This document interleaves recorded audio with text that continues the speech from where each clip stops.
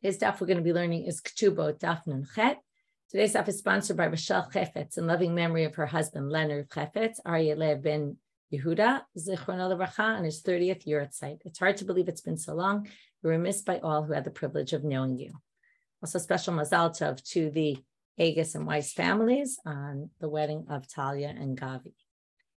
Okay, we're going to get started with the bottom of Nun Zayin Amud Bet. So let's review what we're up to. We were talking about, and we're going to deal with this a part of today's daf, the rights of a woman who marries a kohen to eat truma. So once she's married, obviously she can eat truma. What we learned yesterday is, which we've seen a bunch of times, by Torah law, she can actually eat truma immediately upon the betrothal. However, we said that there's one of two reasons why we don't allow her to do that. And then we said, number one, maybe she'll end up, if she goes home, this is Ula. Ula says if she's living at home, so because of that, she might bring the truma food home and then her family members might accidentally eat it. According to Rav Shmuel Bal Rav Yehuda, it's because of simpon. We're worried that he's going to end up finding out later on that she has a blemish. And if he finds out later on that she has a blemish, he'll claim that this was never a valid marriage. Then she'd eaten truma already, right? So no. We wait until, and then the question is, when do we wait until? So according to the Mishna, we wait until, at least according to the first, what they call Mishna Rishonah. Okay, let's talk about this really so far, two stages. First stage was Torah law. She can eat as soon as she's betrothed. Came the rabbis in the first stage and they said, well, no, she can't eat when she's betrothed because of one of those two issues. We're not sure which one. Again, we're hearing only later, Ula and Rav Shmuel Bar Yehuda, who are living later, who are trying to figure out why did the rabbis change this? Either simpon or because of, right, either the blemish or because of the family members eating. Then because of that, they said, okay, well, she can eat 12 months after they decide to get married, because 12 months after they decide to get married, what happens? Already, he's supposed to have married her. He's already responsible to feed her, and therefore she can already eat the truma. Now, how do we deal with the simpon and the issue of the food? Number one, he already designates her house, a place in his house. So therefore, she's already moving into his house, even though they're not married yet, or somewhere around his property. And in terms of her relatives, in terms of the simpon, so he sends relatives, sends relatives, it's a little strange, we talked about this already, sends relatives to check if she has a blemish. This is what we saw at the end. And when does he do that? Just before the 12-month period is over. Why does he wait till then, right? Why didn't you just say he checks from the very beginning before he even gets betrothed to her? You would think that would be a smart time to do it. So I was thinking this is very typical of, I know this happens in my house where, there's something happening in the calendar in a while. So you kind of, you say, that's going to happen. You commit to something a long time off and you don't really think about it because it's such a long time off. But when it gets closer, then it really comes into your head, oh, wait. And then you start getting nervous about it. And maybe this wasn't the best idea, or maybe, and then, so as he's about to marry her, that's when he goes to check and sends his relatives to do a check on this woman and see, does she have any blemishes? So it makes more sense, even though it seems strange, you would think just do it before you get betrothed, but betrothal is like an early stage, and then, proposal to marriage, another early stage. Once it's getting really close to it, he said, he starts to get nervous, I better check. And then he sends his relatives to check. So that happens before the 12-month period is over, toward the end of it. So that's why once that's over, we don't worry anymore about the simpon. Then we're going to have to explain, and we'll get to this later in today's daf, why later did the rabbi say, right, the Mishnah Achrona was to say, well, you no longer get it until you're actually married. Okay, we'll have to figure out what the issue is there. Then we got off on the sidetrack. If we're going to say, what does simpon basically allow the husband to do? To say this was a mistaken agreement, and I can break the agreement because I didn't know, I was under a misimpression. I didn't know she had this terrible blemish. Okay, it's not clear what this blemish is, but whatever it is, it's so terrible he can't be married to her that he can claim this was a mistake. To which they ask, what about a slave? If you buy a slave, why shouldn't you be able to complain that this is a mistake? He has some blemish after you purchase. So they say, there is no such thing. If it was a blemish on the outside, he would have seen it. And if he didn't, you're tough luck as a purchaser. If it had a blemish, right? It's like you go back to the fruit store and you say, my fruits were spoiled, rotten. So they say, well, you bought it, right? They're not going to take back something that's rotten unless, if it was obviously rotten, right? If it's a melon and you can't tell what's inside, so maybe you can go back and say, listen, it was rotten inside. But if it was an apple and it had a big, worm-eaten thing in it and you come and bring it back to the store, they're not going to take it. You should have noticed it. If it was on the inside and under his clothes, well, that shouldn't matter if he's a slave because he's normally dressed and that kind of blemish shouldn't bother you. Now we have some other blemishes the Gemara is going to ask about. Nimtza ganav o kubiyustus. What if it turns out he was a robber or he was a kidnapper? And then you end up with this, right? Sometimes you have workers coming to your house and they, maybe they steal something. So, or they respond, like, can you say, I never intended to have this slave in my house if he was going to steal my stuff? Oh, you know what? Too bad. It's known that often avadim steal. And therefore, you knew when you purchased him that who knows what's going to be, and maybe he'll steal from me. And therefore, you can't make a claim like that because you have to assume that that it's kind of obvious that might have been the case. It's interesting. Maybe stealing things, maybe, but kidnapping is a little bit harsh to say that that's the case. But that's what the Gemara says. My Ika, what about this case? Listim Mizuyam. What if he's an armed robber, and he puts a gun to your head? That's already much more extreme, not expected that your slave's going to be that. Or the authorities are after him and they basically put a warrant on his death and say anybody who finds this guy should kill him. Well, that's a pretty bad sale. You're not going to end up with a slave. So what about that? And that's also not typical, as opposed to, let's say, the robber or the kidnapper, which was more typical. Well, Hanu Kali, this has something else going for it, these things, which is it's a known thing. Everybody knows when there's someone who has a warrant out for their death. There's signs, posters all over town. These are things, if someone's robs people with a gun, everybody knows about it because it's in broad daylight. It's not like a thief who sneaks into people's houses and you don't really know who it is. So since there's rumors are spread about this person, and kind of we know, it's not exactly rumors, but it has Kali, everybody knows about it. Then when you went to purchase this slave, you should have asked around. You obviously didn't do your homework properly, and therefore it's your tough luck. So all of these simponim, blemishes, right? We went from physical blemishes to other types of blemishes, and they're blemishes of character. Those you really can't claim mekach ta'ut. Now we go back to these two reasons, simpon, or maybe they'll eat the food, and right, maybe your relatives will end up eating your truma, and that's why you can't eat truma during the time of the erusin, the betrothal. Bein lamar lo achla. Either, sorry, I skipped a word. Michti bein lamar lo achla. Since in the end, it doesn't really matter whether it's simpon or whether it's relatives, right? Either which way she can't eat truma. So my benai. In what case would there be a difference, the halacha between the two? Ika benayu, kibel, either if he accepted upon himself and said, I'm going to marry this woman. I love her so much. I don't care what blemish she has. She could have the worst blemish in the world. I love this woman. I'm going to marry her. If he says that and accepts upon himself, right? Doesn't have to say the words, I love her so much, but he just has to say, I accept upon myself that no matter what, I'm going to stay married to her. Well, then you have no worry of simpon. And then according to that opinion, theoretically, she should be able to eat truma.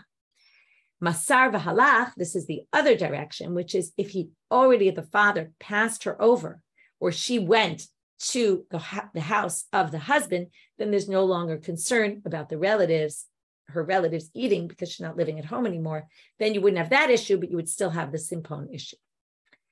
Rabbi Trafon Omer. Now we're going out to the next part of the Mishna, which we kind of said was a parenthetical comment.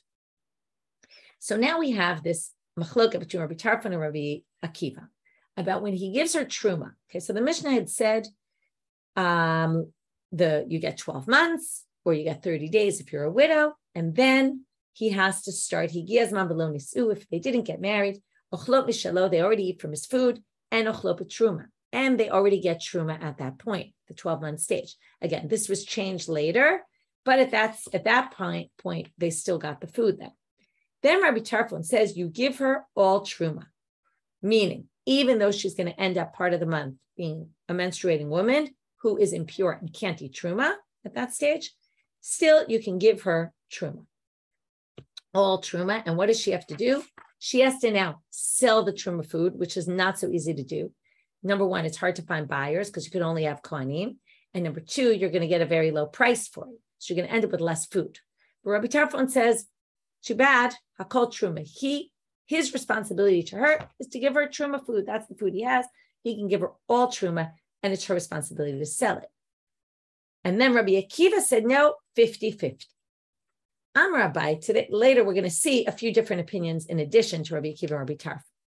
First, Abaye is going to limit this machloket between them and say, well, this machloket is really only in particular situations. So he limits it in two ways. Number one, Amar Abaye, machloket bebat kohen lekohen. Aval bebat Yisrael lekohen, divrei hakol mechza chulin umechza truma. Comes Abaye and says, we're going to differentiate between a woman who was brought up in the house of kohanim. Now imagine if you're a bat kohen and the main food supply in the house is truma, and part of the month you can't eat it. So you already are used to going to the shuk and selling it and getting the money and then buying regular food. So you're used to this. This isn't something new. This isn't something so complicated for you because you've been brought up with it all your life. So for someone like that, you can give her all truma. Okay. The machloket is in that case. Okay. In that case, Rabbi Trafon says, you can give her all truma. And Rabbi Akiva says, no. You still have to give her 50-50. But if she's a bat Yisrael kohen and she doesn't know how to do this and she's never done this before in her life, then mechza chulin umechza truma. Even Rabbi Trafon says you have to give her 50-50 because it's not fair. It's very interesting. We're going to see a lot of this in the beginning of today's stop about this, looking at the perspective of the woman and how difficult we're going to make her life. And he basically says we have to make sure that this woman has a way, right? We're not going to make her life miserable and make her struggle in a way that's beyond what we think. It's not beyond what she's capable of, but it's much harder for her. If it's easy for her because she's used to it, then it's not really such a big deal. Again, Abaye says, Amar Abaye machloket ba'arusa. The machloket, when we said, is in a bat kohen case, it's only a bat kohen who's betrothed. That's when we talk about him giving her 50-50, that's in a case where he's betrothed to her. And until now, we thought that she's doing the selling. If he's betrothed to her, then she's still living in her father's house. And her father can help her with the selling. In fact, Rashi says here, I'll read it in one more second. Aval b'nisua divrei hakol mechza chulin umechza truma. If she's married, though, already, then everyone agrees that we can't make her go to the shuk and start selling her stuff and forcing her to do that. He actually has to give her the proper amount of food. So Rashi says, Ba'arusa, bat kohen, dohu il v'hi b'beit aviyah, tarach aviyah limkor truma b'chulin limei tum'ah l'pishu ragil b'kach. Again, right? So if she's a bat kohen and she's betrothed and she's in her father's house, so her father will do it for her because in the end, it's not she who's used to it, it's he who's used to it. But if she's married, no. And comes Rashi and he says, why? Okay, this is one of those cases where Rashi says this. We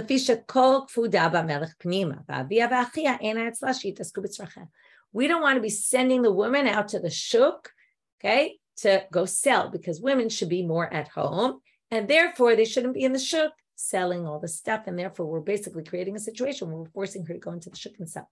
So basically, because of this issue, at least Rashi claims it has to do with, right? You could say it's a matter of making the woman have to go sell, but Rashi seems to think it's an issue of tzniut, basically. We don't want to have the woman have to go out to the marketplace and be in the marketplace. Doesn't seem the right place for a married woman to be, and therefore we're not going to make her do it. When she's betrothed, someone in her family will take care of it for her. Okay, so Abaye limited it. Number one, a bat kohen. Number two, when she's betrothed. Once she's married, even the bat kohen, everyone agrees. 50-50, even Rabbi Trafon won't say that he can give her all truma. So that's two limitations of the machloket. Now we're going to bring a braita that supports this reading of the machloket. Rabbi Tanya Namihachi, there's a braita that supports this. Rabbi Trafon Omer, notnim laha kol truma. You give her all truma. Rabbi Akiva Omer mechza chulin mechza truma, 50-50. In what case are we talking about? B'bat kohen the kohen. Right? Only if it's a bat kohen marrying a kohen of Abaye Israel kohen divrei kol mechza chulin umechza truma. But if she's a bat Israel to a kohen, then 50-50. And in which case do we mean the bat kohen? When she's betrothed, then they have a debate, and Rabbi Trafon thinks only truma. But aval b'nisua divrei kol mechza chulin mechza truma. But if she's married, okay, this is just a total repeat of what we just said. And again, it's a bright to support Abaye's reading. Rabbi Yehuda ben Beteri. Now the Breita is going to quote some other opinions. Omer notnim la shtei adot shel truma ve'echad shel chulin. You might have thought this when you were reading Rabbi Akiva. Why 50-50? It's not like 50% of the month she's impure. It's less than 50% of the month. So it comes to Rabbi Meir and says, yeah, she gets 2/3 truma and 1/3 chulin because she really only needs about 1/3 of the month that she's going to be impure. Rabbi Yehuda Omer. Noten laha kol truma, v'hi mocheret v'lokachat b'damim chulin. He can give her all truma. This sounds a lot like Rabbi Trafon, and she sells it and buys with the money chulin. Now, it sounds exactly what Rabbi Trafon says, except that Rabbi Trafon didn't talk about the buying part.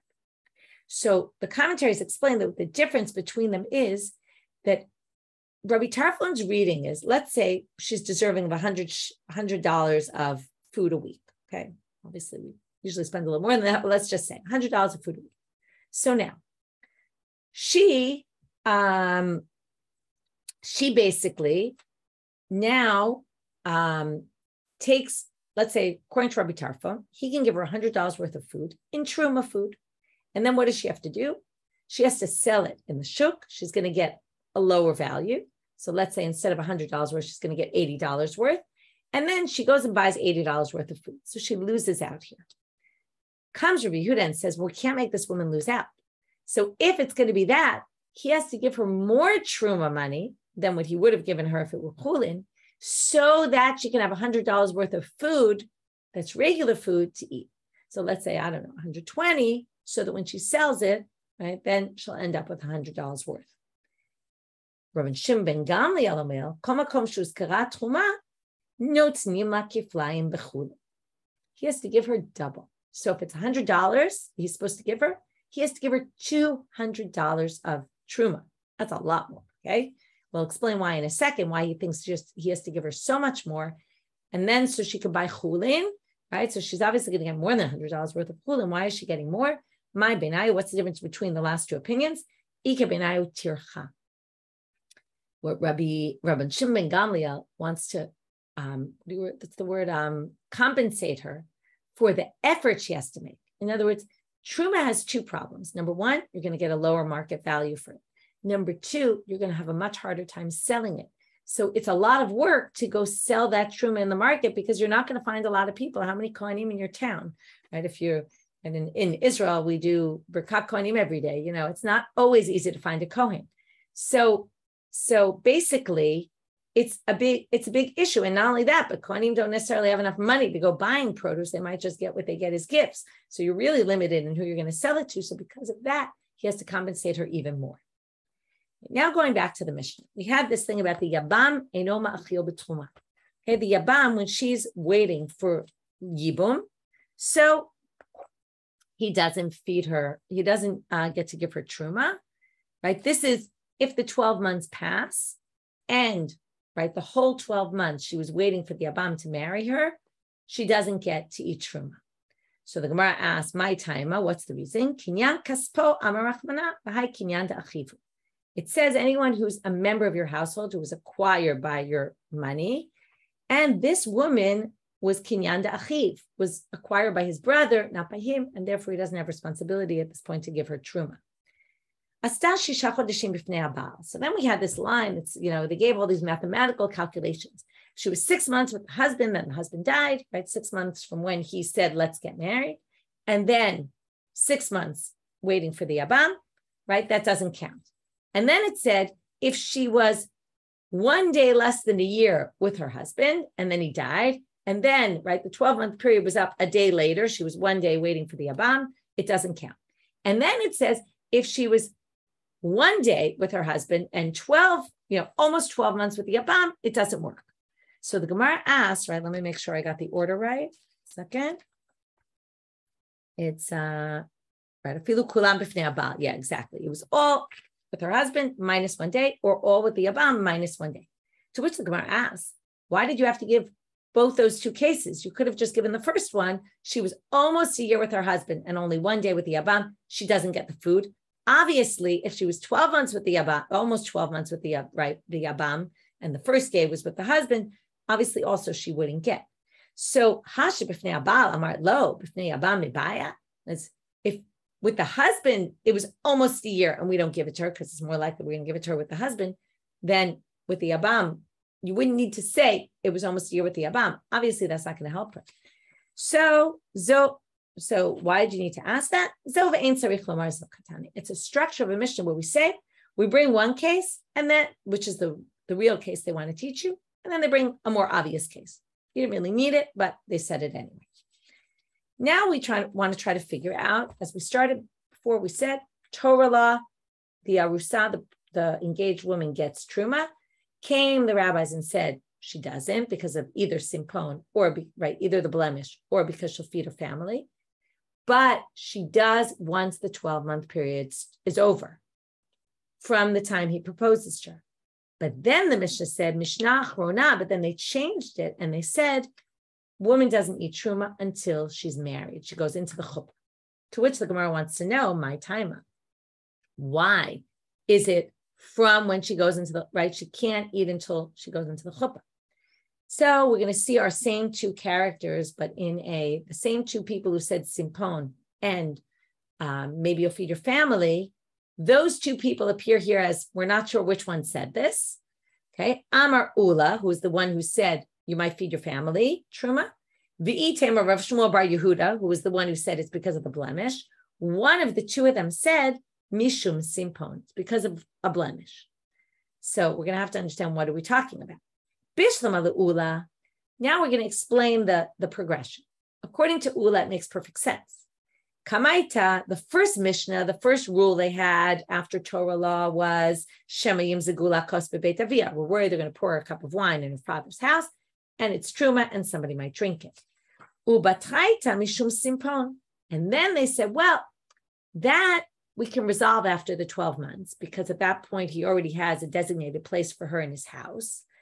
But we still are worried that until he actually goes through with the marriage, maybe he'll find a blemish, right? He might find it on the first night or something and then not want to be married to her, and then we're in trouble.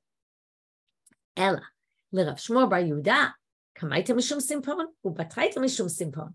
But according to Rav Shmuel bar Yehuda, it doesn't make any sense to say we're worried about the blemish, but that's resolved after the 12 months because we assume he sends relatives to check if she has a blemish, and they must have not found anything if he's still going forward. So how could you then say that the rabbis then changed it and said, we're worried about a blemish later? Didn't the relatives check? So what's the issue here? My benayu. Ika benayu. And then what's the difference between the Mishnah Rishonah, the first historical stage when they changed it the first time, to the second historical change when they changed it again? Ika benayu b'dikat chutz. Well, the question is, if you have an external party doing the investigation, the checking of her, in the beginning, they thought having relatives check was sufficient. I'm thinking of like when you go to the airport and they, the machine isn't working and they do like a serious check on your body, you can imagine. I mean, the it sounds horrible. These relatives come in and they, it's a little worse than that, right? They check her body out to see if there's anything wrong. Well, they assumed at the beginning that the relatives check was sufficient. And if they don't find anything, then the husband's going to be fine. But at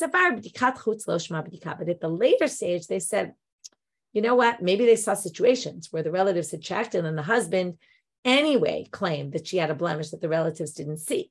So those claim, no, having someone else do a check is not sufficient. It has to be the husband himself. And that's why they said she can't eat truma. So you could say simpon is the issue.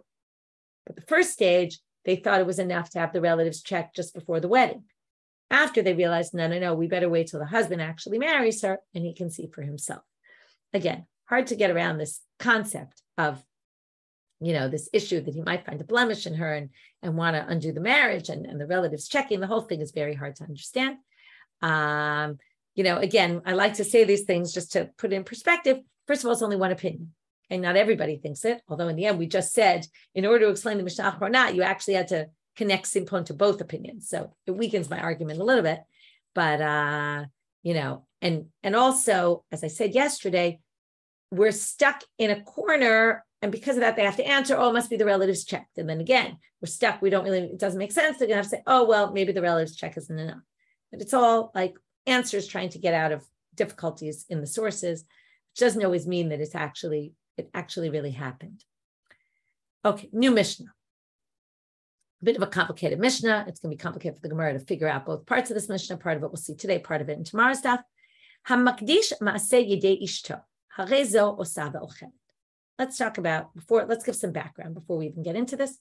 We've seen before, and there's going to be a little bit of debate about all this, but we've seen before that the woman gives the food. The husband has to give sustenance to the wife.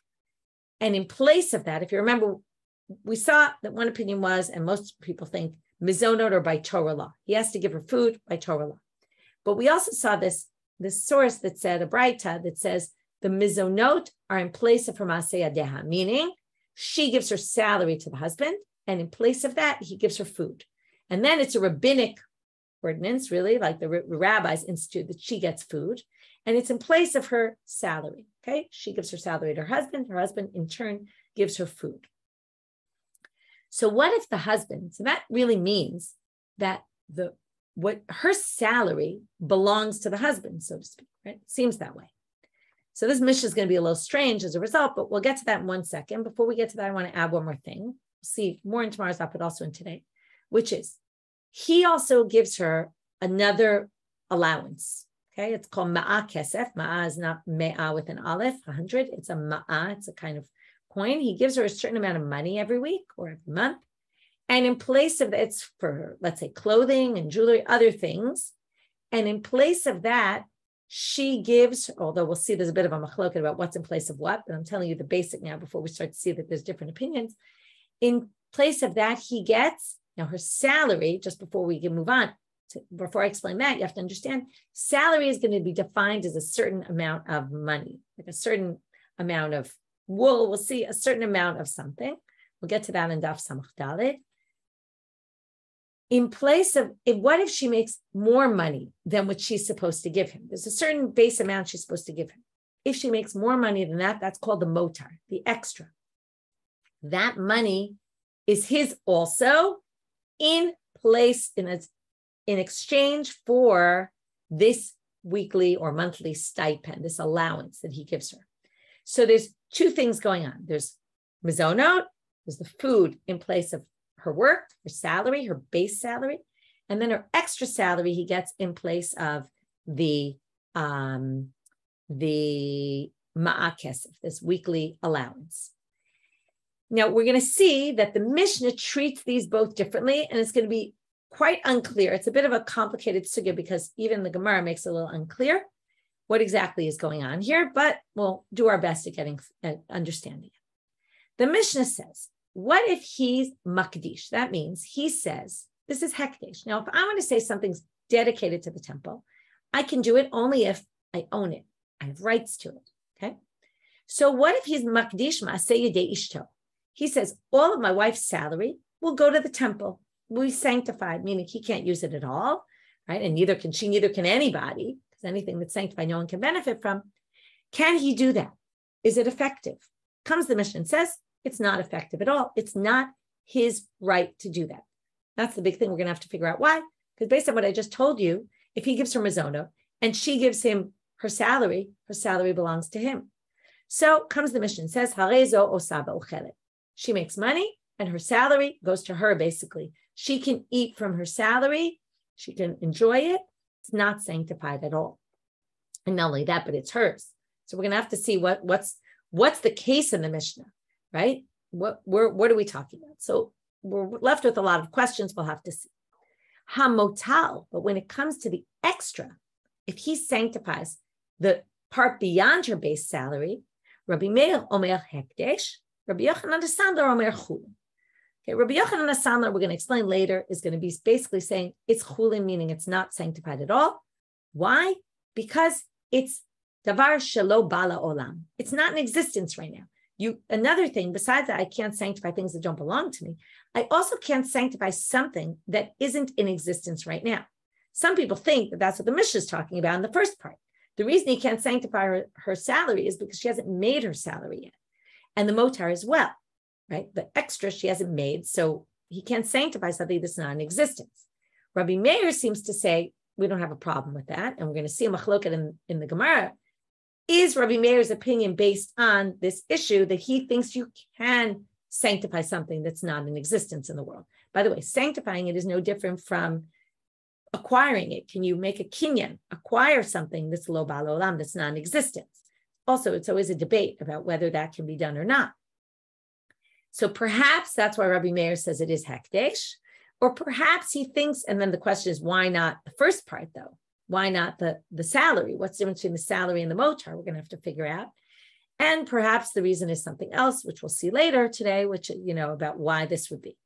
Okay, so let's start with the Gemara. As I said, we're left with a lot of questions right now. So first, forget about our Mishnah for 1 minute. We'll get back to it in a minute. We now quote a statement of Rav Huna in the name of Rav. Amar Rav Huna Amar Rav.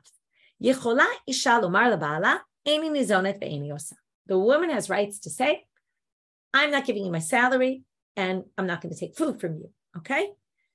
Like, keep your food to yourself. I'm keeping my salary to myself, right? Separate bank accounts, okay? All right, well, she has the right to do that if she wants. Kasaval, now, if she has the rights to do that, it must be, now, that means the husband doesn't have to support her. So it must be, kitakinu Rabbanan mizone ikar, umaaseh yadeh mishum eva. When the rabbis instituted mizonot in place of maaseh yadeha, it must be that the mizonot are ikar. 1 second. Just give me 1 second. Right. Okay. So it must be that they really did the mizonot for the sake of the woman. In other words, if you want to say the woman has rights to say, I'm going to keep my salary and you keep your food to yourself, I'll feed myself. It must be because mizonot is the main thing. There's two things. He has a right to the food, to the salary. She has a right to the food. Now, if we say he has a right to the salary and that's the main thing, then you can't say that she has a right to say, I'm not giving you my salary, because he has rights to the salary, right? Regardless of what she says. She has no right to say you don't have rights to my salary if the main thing was rights to the salary. So it must be that the main thing is that she gets food.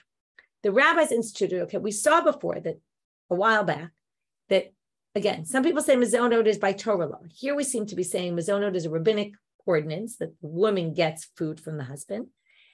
And the maaseh yadeha is only mishum eva, meaning like this. The rabbi said, you have to feed your wife. Once they institute, you have to feed your wife, it would be really inappropriate if the wife takes the food from the husband and then keeps her salary to herself. That would cause strife between the husband and the wife. So because this was not to cause strife between the husband and the wife, then the rabbi said, well, since you're feeding her, it makes sense to give her salary to you.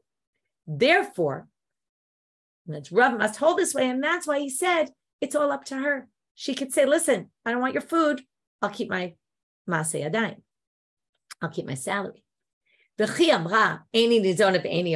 this is just what I just said. Once she says, I'm not getting food, and therefore I don't have to give you my maaseh yadayim, it's all in her hands because the main thing is the food. Okay? To which the Gemara says, what do you mean? It says in another source, which we saw already, listen to the language. They instituted food in place of the salary, meaning that it sounds like the beginning base halacha was her salary goes to her husband. If that's the case, she's going to have nothing to live on. Therefore, the rabbis instituted mizonot, that she gets food. So that clearly doesn't seem to match what Rav said. To which the Gemara says, Ema, no, you misunderstood it. Read it like this, not really change the words, but change the meaning of how you read it. Tiknu maaseh yadeh tachat mizonot. What it really means, tiknu mizonot tachat maaseh yadeh, really means they instituted mizonot, and in place of that, the woman gives her maaseh yadeh, not in place of the maaseh yadeh. And we can explain that according to Rav, not such a big deal. Now we're going to get back to our Mishna. Lema Mesayale. Maybe our Mishna supports Rav. How so?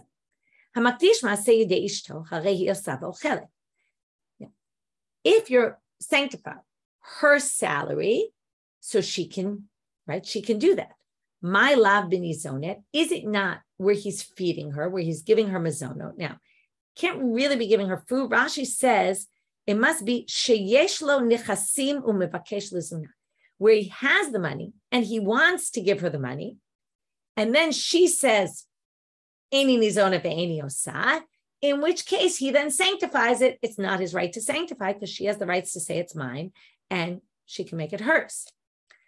And then that would prove Rav that if she wants, she can say you have no rights, right? In other words, I'm going to take away your rights to my salary because I'm going to feed myself.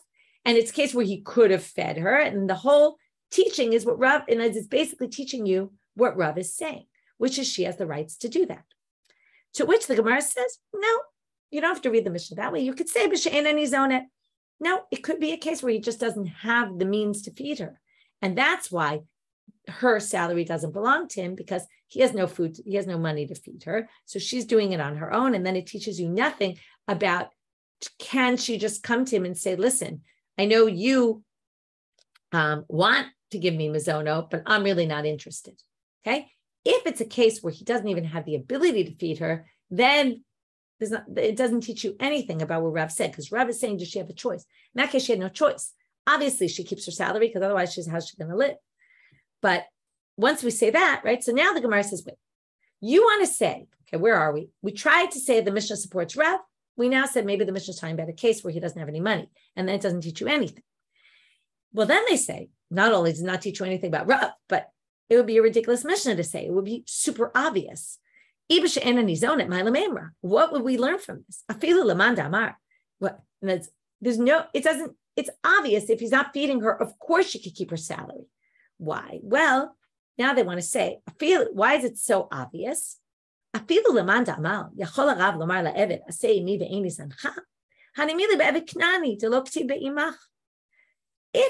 there is a case where someone can say, I'm taking your salary and I'm not feeding you, okay? But we're going to basically say that wouldn't apply to a wife, okay? Which means basically that if it's Ein Ani Zonet, it's very obvious that her salary is not going to go to him. In which case we don't need the Mishna to say that he can't sanctify it because obviously he doesn't have rights to it. So let's read this. Even if you say that, some people say that if you have an Eved Knani in your house, you have the rights to say, work for me. I'm going to take all your proceeds, but I am not going to feed you. If you don't like this, don't worry. A lot of the commentaries say you shouldn't do this. First of all, it's not good for your work relationship with your, right? He's not going to work very hard for you if you do that. And number two, right, it's not appropriate to do that to somebody. But technically, halachically, theoretically, there is an opinion that says you could do this. You could say, give me your salary and I'm not feeding you. But that's only for an Eved Knan. Okay, we've talked many times about this Canaanite slave, because it doesn't say in the pasuk imach. What's this imach? We've seen this before. This imach comes up in the pasuk about an Eved Ivri. If you have a Jewish slave who works for you because he can't pay back something, so he starts to work for you. He can only work for 6 years. 7th year, you have to send him free. If he wants to work beyond the 7th year, it says, if he says to you, Lo etzei mi imach ki ahevcha, I'm not going to leave your house because I love you. Vet beitcha, in your house, ki tov lo imach, because it's good for him with you. They learn from here that you have to be tov lo imach, you have to be good to your Eved. It means you have to feed him the same food. You can't give him, the dregs of the food. You can't give him anything bad. You have to feed him the way you feed yourself. So, Eved Ivri, dichtibe imach, lo, you can't do it for an Eved Ivri where it says imach, but you could do it for an Eved Knani. Now let's go through the list. Eved Knani, you can say, I'm not feeding you. Eved Ivri, you can't say that. And kosh kenishto, all the more so, your wife, you can't say that to. So therefore, if it's Ein Ani Zonet, of course she could keep her salary to herself. No one would say otherwise. So why does the Mishnah need to tell you this? To which, in order to answer and say the Mishnah doesn't support Rav, because it's not talking about a case where she's actually getting food from him, which would then teach us what Rav said, which is her right is to say, even though you want to feed me, I'm not interested. But it's talking about a case where he doesn't have food. And what's the chiddush of the Mishnah? Well, seife itzri chale. What they wanted to tell you is motar Rabbi Meir Omer hekdesh Rabbi Yochanan Asana Omer chul. What they wanted to teach you is there's a difference as we'll get to tomorrow, between the motar and the maaseh yadayim. They're not the same, okay? So when you're makdish maaseh yadei ishto, that he doesn't have rights to do, but he does, according to Rabbi Meir, have rights to the motar, okay, which we'll get to in a bit. So that's, in order to say the Mishnah doesn't support Rav, we've explained the Mishnah in a particular way, okay, which might be the way the Mishnah, right, which again is to say there's a distinction between makdish maaseh yadei ishto, and there's a distinction between the motar, and that's why the Mishnah started with this case that was very obvious to teach the comparison to the motar case. Now we're going to see upliga de Rish Lakish. Rish Lakish disagrees with Rav and says, "Da Amar Rish Lakish, lo tema tama de Rabbi Meir." Now, according to this, Rav would be saying, "Makdish yisema de ishto hareza osava ochelet." Why? And the reason is because ein adam makdish davar shelo ba la'olam. He can't be makdish something that's not in existence in this world. So now they say that disagrees with Rish Lakish, because lo tema tama de Rabbi Meir mishum de kasavar adam makdish davar shelo ba la'olam. Sorry, I said that wrong. According to this, what's the difference in the motar case? Why does Rabbi Meir say hekdesh according to Rav? Rabbi Meir says the extra salary could be considered sanctified by the man because he's allowed, according to Rabbi Meir, he's allowed to sanctify something that's not in existence in this world. That's the way Rav will explain it, even though we haven't seen that inside yet. But that disagrees with Rish Lakish. Rish Lakish says, don't learn from our Mishnah that Rabbi Meir says it's hekdesh, the extra part, because he holds Adam Makdish Davar Shelo Ba La'olam. Ela, the reason is something different. The reason why Rabbi Meir comes and says the extra money she makes beyond her salary is her own, he can sanctify it. Why can he sanctify it? Tama de Rabbi Meir mishum she'achol lechofa l'maaseh yadeha. He can force her to work to make money. He can say, you can't just sit around, you have to work. And therefore, it's as if he said, what he wants to say right now is that this is not a case of something that's not in existence in this world. Her future salary and her future gains, right, beyond the designated salary is not something that's not in existence. He wants, basically, the Gemara is saying that according to Rav, the reason is that he's allowed to sanctify something that's not in existence, this motar. But according to Rish Lakish, that's not the reason. Rabbi Meir says this. And then, by the way, Rabbi Yochanan Sandler, and everyone agrees Rabbi Yochanan Sandler is saying, you can't sanctify something that's not in existence, and that's why it's chulin. But it's because he can force her to work, and therefore it's as if he's saying, Yikatshu yadayach losehim. It's like he's saying, I'm sanctifying your hands to your maker, to God, meaning your hands are in existence. So anything you make is from your hands, and I can sanctify your hands because they're in existence. To which the Gemara says, V'halo amar lahachi, but that's not what he said. He said the motar, he didn't say our hands, to which they have an interesting line. Kevan d'shamina leila Rabbi Meir ta'amal. We've seen Rabbi Meir hold this elsewhere. Ein adam motzi dvarav levatala. People don't say things that don't mean anything. Like you wouldn't say it if it didn't mean something and if it wasn't going to be effective. And therefore, when he says, I'm sanctifying the motal, it's as if he's saying the words that we just said. Okay, it's not really, but what it means is he obviously means that he was doing it in a way that halachically could work. That has nothing to do with that Rabbi Meir holds you can sanctify something that's not in existence in this world. No, he was obviously talking about something that was in existence, and that's her hands. To which they say, wait a minute. So Rabbi Meir, are you trying to say v'savar Rabbi Meir and Adam Makdish Rish Lakish? Are you trying to say v'savar Rabbi Meir and Adam Makdish Davar Shelo Ba La'olam? Is that what you're trying to say? That someone can't? And you just basically said, I disagree with Rav. I don't think that that's what's going on here. I don't think that Rabbi Meir holds someone can sanctify something that's not existent. I think this is a case of something that was in existence in this world. But that means you hold that Savar Rabbi Meir and Adam Makdish Davar Shelo Ba La'olam. That can't be. V'hatanya, it says in a Braita, Ha'omer li sharei mekudeshet li la'achar she'etgayer, o la'achar she'titgayeri, la'achar she'shtachrer, la'achar she'tishtachrer. He says, you'll be betrothed to me after I convert. He's not Jewish right now. He says after I convert, or after you convert, or they're slaves, or one of them is a slave, and he says after I get freed or after you get freed, or la'achar she'yamut ba'alech, or after your husband dies, because right now you're a married woman. I'm betrothing you after your husband dies, or after your sister dies, because remember you can't marry two sisters, even if the sisters, you're not married to her anymore, she has to die in order for you to marry the second sister. She's waiting for the Yabam. Says, you're betrothed to me as soon as you're released by Chalitza. Rabbi Meir Omer Mekudeshet. He says, she is Mekudeshet. This works. So what do you see? Or Rish Lakish, why are you saying that Rabbi Meir doesn't hold Adam, right? You're saying you can't learn from the Mishnah that Rabbi Meir is not based on, we don't care if you're Makdish Davar Shelo Ba'al Olam. It's for a different reason. Sounds like you're saying Rabbi Meir doesn't hold that you can be sanctified something that doesn't exist. Here you see someone can acquire something that doesn't exist in the world, even according to Rabbi Meir, to which he answers, or the Gemara answers for him, from that right that you just quoted, you could learn that Rabbi Meir holds that. I was just saying, it's like an interesting answer, you can't learn it from our Mishnah. Our Mishnah can be explained differently, but not that Rabbi Meir doesn't hold that. It's just that you can explain our Mishnah to be talking about a case where it is in existence in this world. And then you just can't learn it from our Mishnah, but in fact, you could learn it from that bright. Okay. Last part for today, motar. We'll just start this part for now and we'll finish it up tomorrow. Rabbi Meir Omer Hekdesh, Emat Kadosh.